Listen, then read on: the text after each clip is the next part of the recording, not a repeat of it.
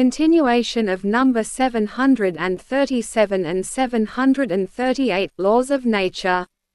Reshaping and overexploitation of the Earth.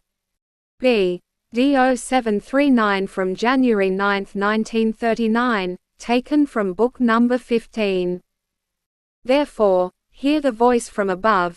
It is a daring game to want to define nature, and in areas that are supposed to serve the quiet, peaceful people to nourish their bodies, the overexploitation of the earth is pushed too hard.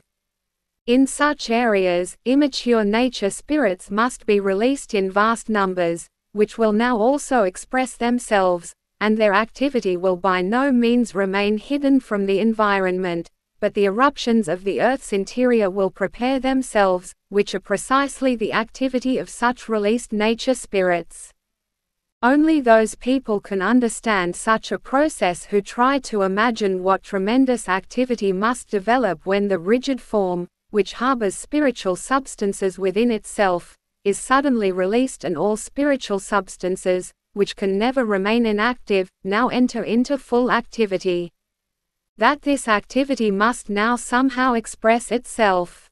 People do not consider that they themselves are the ones who suffer, and that the activity of the spirits of nature makes itself felt in such a way that sooner or later people's peace will be seriously disturbed by changes in nature, which in turn call people's nourishment into question and also make themselves felt in other ways by having an unfavorable effect on people's mind, on their soul, and thus the people inhabiting such regions are exposed to serious influences from the immature spiritual beings that have become free.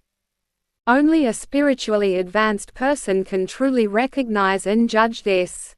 People without such knowledge take all these phenomena for granted and don't know that they themselves are to blame for the physically and mentally miserable situation they find themselves in on earth, and that only due to the strong desire for gain, which is the reason why people try to penetrate the earth in order to extract as much value from it as possible. Yet such striving can never meet with the Creator's approval, and thus acting against His will and against the laws of nature will also result in a transformation of the earth which will not have a favorable effect on people and even less on their souls.